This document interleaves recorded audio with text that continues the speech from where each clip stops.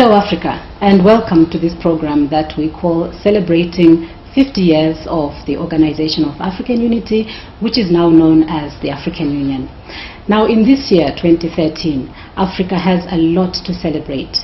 To begin with, we are celebrating 50 years since African leaders sat right here in Addis Ababa and formed the Organization of African Unity.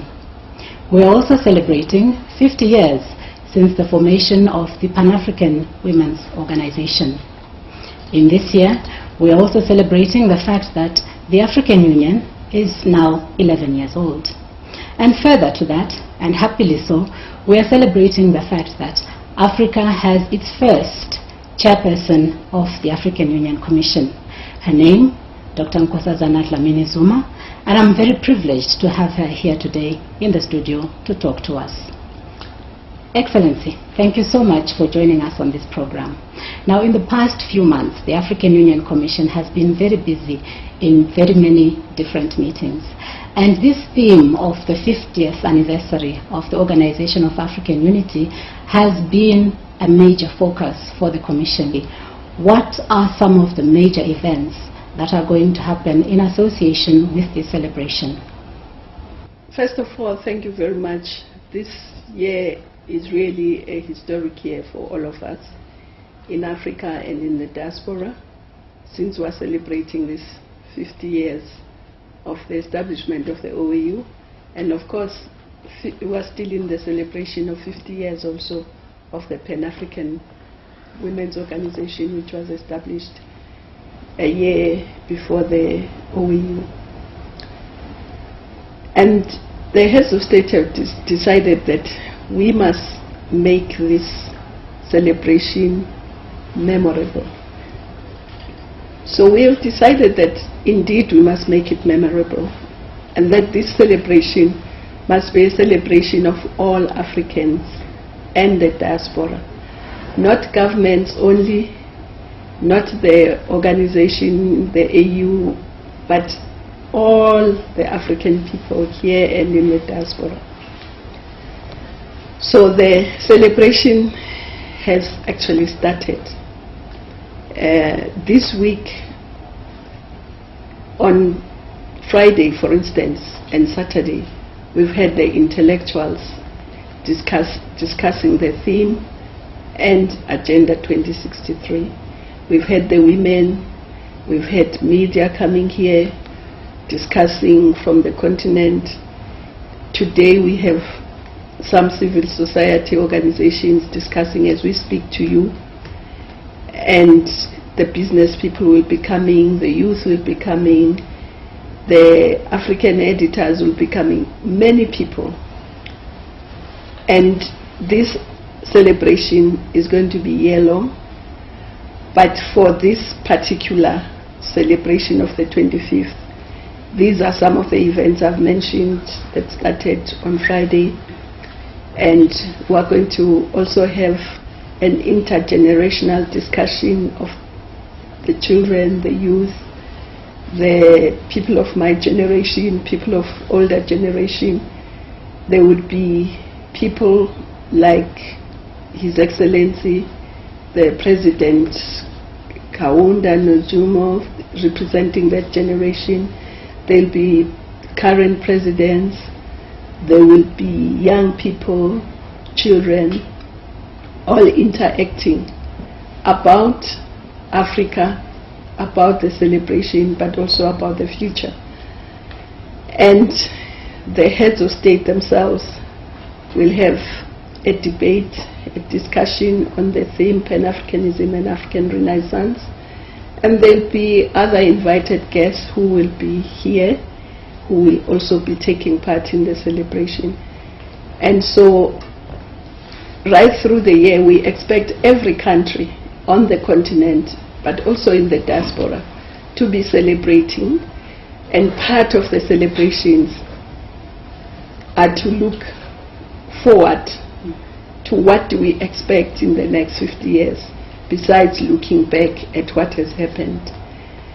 So we hope that indeed by the time we finish this year-long celebration, we will have all the ideas that would have come from all our people in their different formations, different walks of life, different areas of human endeavor, and we will be able to put together a framework that will guide us, that will be Africa Agenda 2063.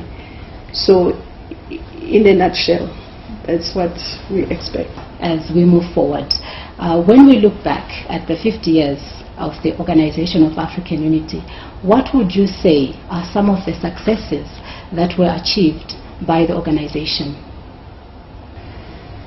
If we look back at what on that day in 1963, on that Saturday, the main theme was about coming together. It was about unity, solidarity amongst Africans, but it was also about working together to liberate all the countries that were still under colonial rule.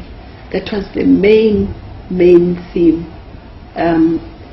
Of course, looking also at developing the continent. But that was the major theme, because they all said they can't consider themselves as free unless the rest of the continent is free. And I think that's one outstanding achievement of the OAU, to liberate the continent. And I think we can say that they fulfilled that. So we are sitting here, you said you are talking to me as the first woman chair of the AU, but I'm sitting you as testimony to that solidarity, to that unity, because it was in large measure to the solidarity that was shown by Africans in the one voice they spoke with, and also the assistance they gave to liberation movements, that I'm sitting here as a free citizen of this continent. So, and unity, bringing the Africans together, was very important, and it's still very important. If we recall, they said Africa must unite or perish, and of course they didn't choose Africa to perish. They chose that we should unite. We must just be even more united as we go forward in the next 50 years. But successes hardly come without the challenges.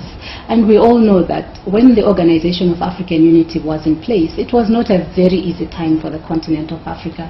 There were issues like the Cold War, and there were also issues of some very powerful interests trying to frustrate the achievements of the liberation organizations. Can you just inform us of some of the challenges that were faced by the OAU?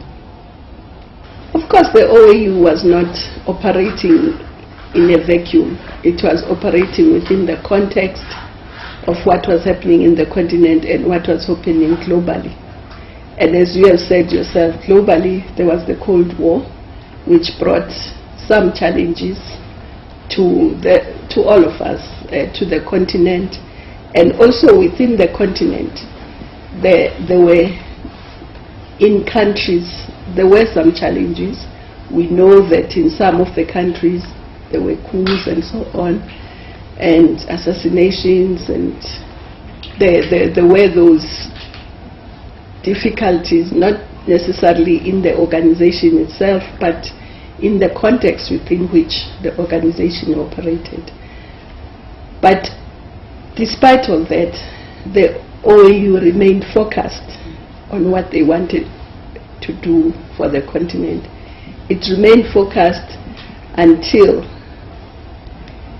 the member states decided that they think the program of decolonization is almost complete, and we must now concentrate on development, on economic, on industrialization, on trade, on education, on health, on peace, and of course on modernizing the continent and making the voice of the continent even stronger in international affairs.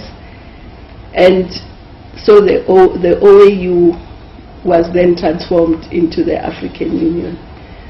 And over the past decade, we have also seen some improvements in all the areas of economic, health, education, agriculture, and so on. And so this work in progress that they started, the first phase is almost done, the decolonization. Now we look at how to modernize the continent, how to industrialize the continent, how to connect the continent through infrastructure of all manner of, how to make sure there is enough energy on the continent. So now that's what the next 50 years should be looking at, and thanks to them that we don't have to grapple with the ills of colonization. We now have to grapple with the development. Would you like to share with us some of the contributions that were made by women over the past 50 years?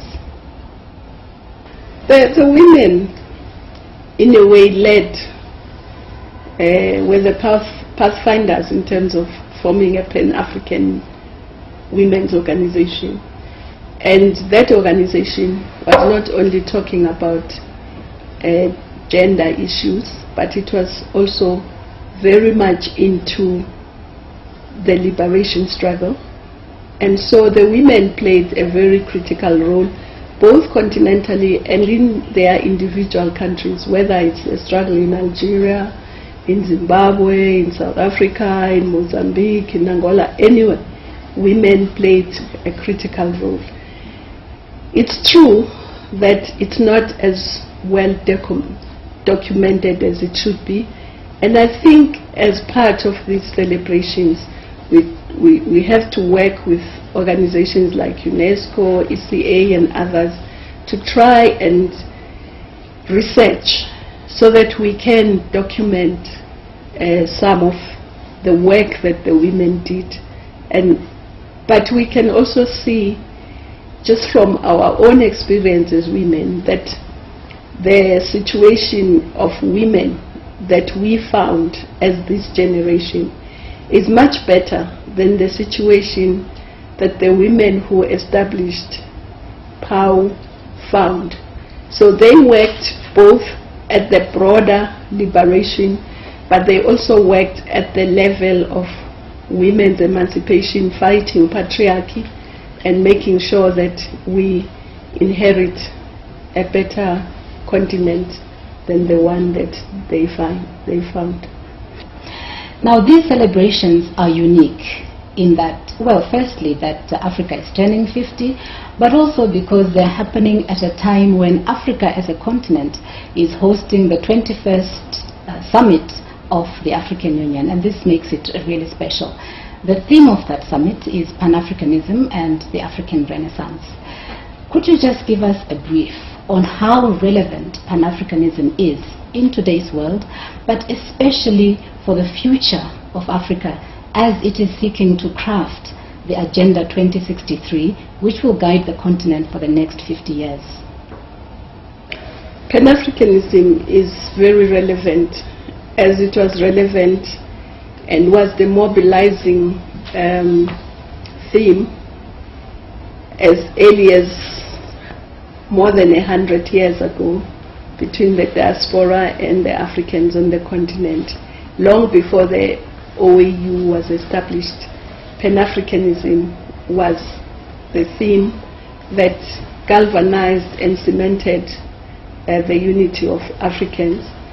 And of course, it's still relevant today, but it's going to be even more relevant as we move ahead.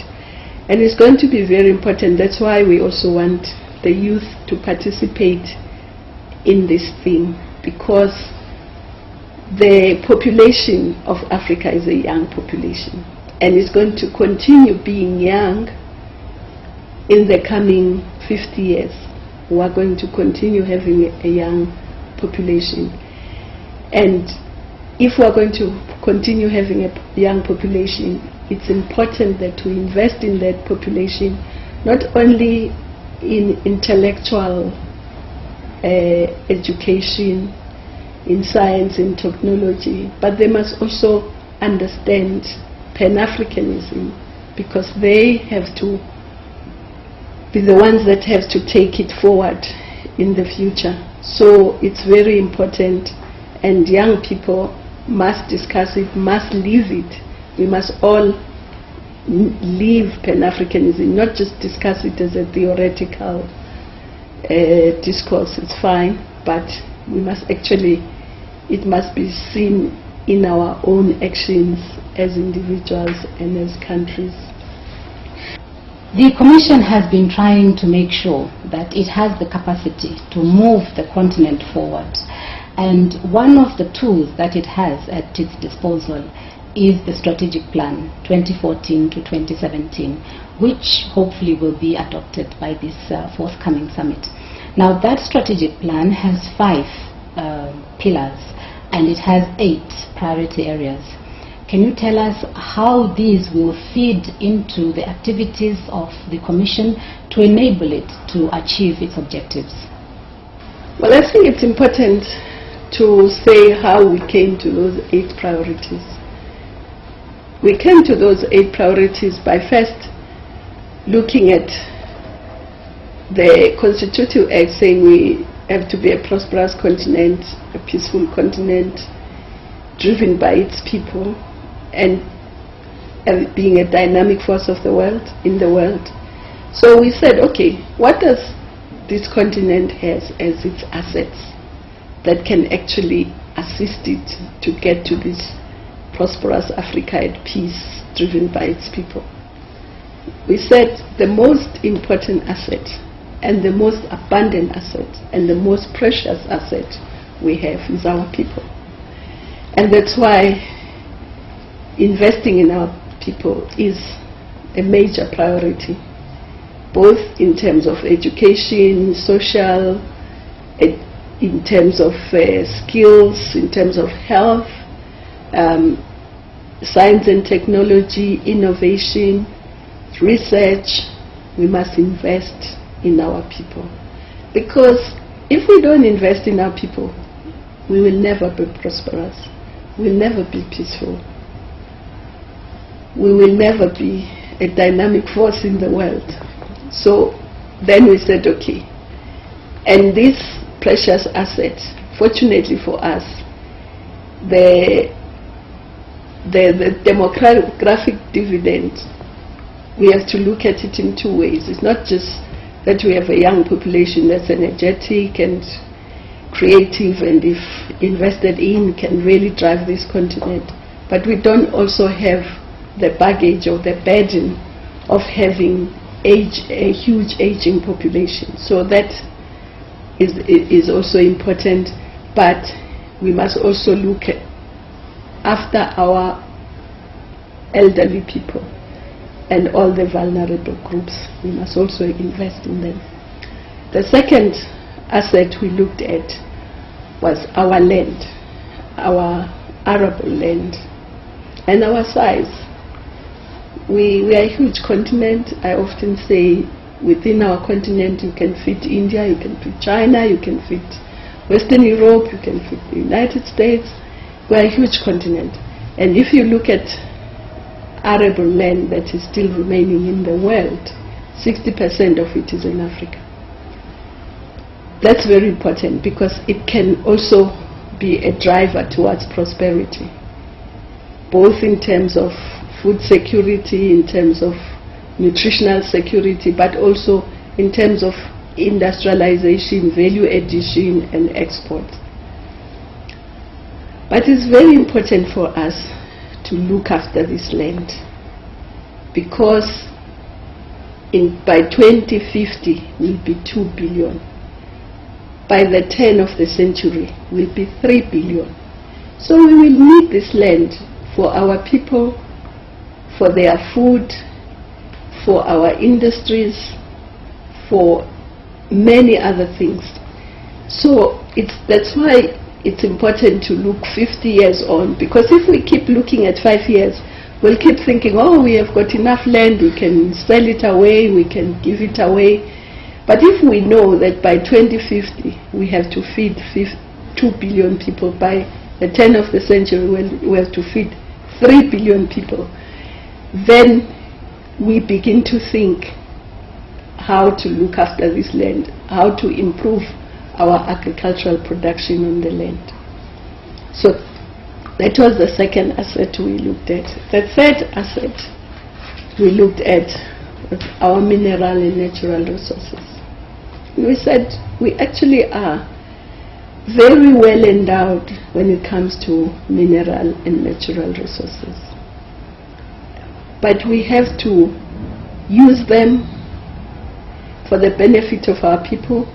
We have to use them to industrialize, add value, and make sure that they contribute towards the modernization of our continent.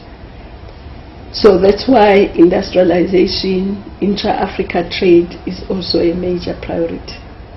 But we then said, okay, infrastructure. Infrastructure is a driver for growth, but the absence of infrastructure is also a binding constraint against development and transformation. So in order to transform through intra-Africa trade, through industrialization, we need to also develop our infrastructure. Transport infrastructure, roads, rail, ports, sea, air, our airports, we need to make sure we develop them. Secondly, energy infrastructure. We're not producing sufficient energy. We're producing, in the scheme of things, very little energy, and we will need much more in order to be able to not only to industrialize, but so that all our people have access to it. So energy infrastructure is very important. Information communication technology is very important in this modern day. You can't modelize, you can't industrialize, you can't develop. And of course our people have embraced technology where they have access to it. Now Africa is the second largest market for mobile telephones, second to Asia. The difference is that Asians produce cell phones, we don't, we just buy. So it's important for us to get into technology, not only to use it, but also to produce it. That's why innovation is so important, science and technology is so important. And of course, we also need water infrastructure. We do have water, but we need to harness it to make sure that it can assist not only in health, but in agriculture, in industry. So we said these are the main assets and things that we need to do. But of course we need to continue democratizing Africa. At the moment, majority of countries are democratic. We need to strengthen that democracy, make it participatory, inclusive, manage diversity in our member states and continent. We have to continue strengthening governance, public service, and so on. And of course, we must continue working for peace. And 20 years ago, there were almost 15 conflicts at the same time across the continent. By 2010, they were down to about 5. So there's progress there, a lot of it, but we need to work in such a way that by 2063, we will not be having these conflicts. We will all be concentrating on developing, modernizing, transforming our continent. But as of now, it still must be one of our priorities. Then we said, okay, how do we do all these things? So we must look at mobilizing resources. But how are our people going to know all these things? How are they going to support all this work if we do not communicate? So we must strengthen our communication. And then, who are they going to be the real drivers of all these programs? It's the youth, it's the women. So they have to be our major priority as well. So that's how we looked at our priorities. So it's important to, when we say investing in our people, so the artist must look at what does it mean for them. When we say industrialization, what does it mean for the artist? Does it mean they must continue going to record their music outside the continent? And all those things. So everyone must look at, for the academics, what does it mean? Where should they be in 2063? For every aspect, the judiciary, where should they be by 2063? What should be the continent be looking like in terms of the judicial system? So everyone must look at their sector, but also generally, and say 2063, where should we be? But not only say where should we be, they should say what steps need to be taken to get there. And then say, what role am I going to play in getting there? So that everybody defines for themselves where their sector should be and what role they should be playing. But not only limit themselves into their sector, but also generally. So I think the priorities, but of course those priorities will still have to be adjusted once we've received all the information from everybody else. We will then have to adjust them to align them with what everybody else thinks. Now, of course, the strategic plan of the Commission falls within a wider context, and that is that of the AU-wide strategic framework. And the Commission is playing a really big role in this. Do you want maybe to just give us a few seconds explaining about this strategic framework? Well, the Agenda 2063 will be all-encompassing. It will be an agenda not for the Commission, for all the institutions of the AU, but also beyond, for all the Africans who would have made an input into it, and the diaspora. So, but of course, all of us, once that framework is there, we'll have to tailor our own strategic plans to that. So that's why I was saying, even though we have the strategic plan that we hope is going to be adopted at this summit, but it might have to be altered depending on what comes on the overall framework. Finally, Excellency, this is a very special time for Africa and everyone is celebrating. Do you want to just give us a final word, your key message to the audiences of the continent? I think the continent is on the move, is on the rise. There is lots of energy, there is hope, but we must all put our energies together. We must all work together towards the prosperity of the continent. We must all ensure that once we have contributed to this framework, that we see to its implementation, not only individually, but make sure that also our governments are implementing it. But the future is in our hands.